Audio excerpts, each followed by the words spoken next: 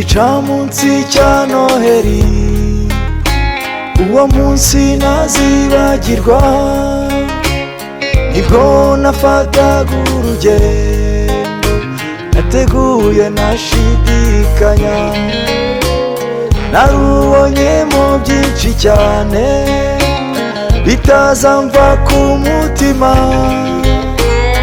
ariko icyandutiye byose n'urumuri Imana yampaye, ariko icyandutiye byose n'urumuri Imana yampaye.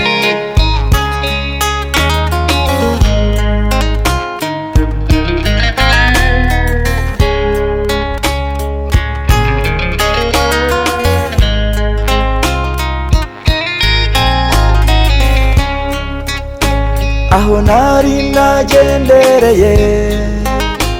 nasanze umwana utagira uko asa, bisaba yuko twicarana, nawe yicara ibumoso bwanjye, ubwo nangiye kumubaza byinshi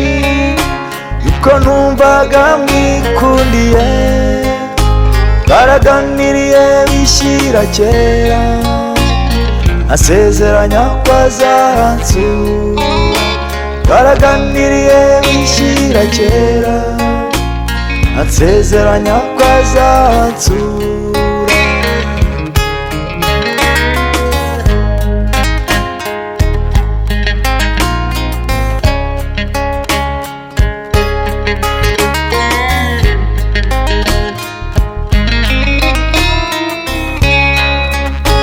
Kubera ko aho twari turi twari twazindukiye twembi, njye natekereza ko ari iwabo, nawe atekereza ko ari iwacu, maze nsezeye ngira ngo nawe mbona wa mwana aguye mu kantu, aramperekeza mbaza neza, azambwira n'akazina ke, aramperekeza mbaza neza, azambwira n'akazina ke.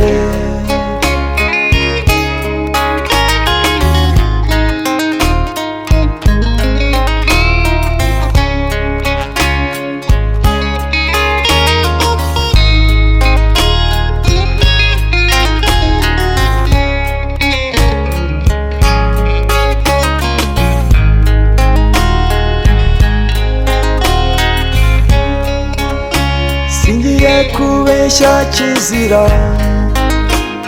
gatandukanye ntabishaka, namusezeyeho mfite agahinda, mvaga twakwihamanira, njye nzazirikana ibyo yambwiye, azajya nkunda nanjye mukunde we, aze mwibuke imvugo ye nziza, inseko izira imbereka, aze mwibuke imvugo ye nziza, inseko izira imbereka.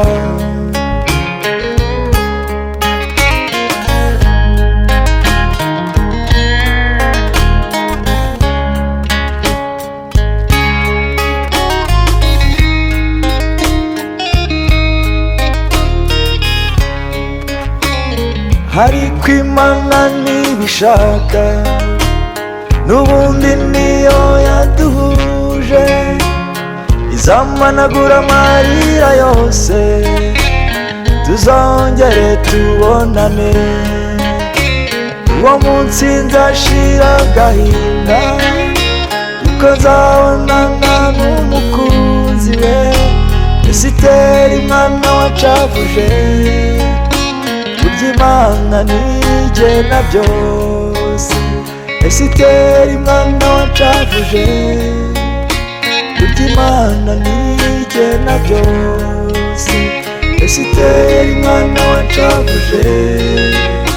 burya Imana ntigena byose, Esiteri mwana wacavuje, burya Imana ntigena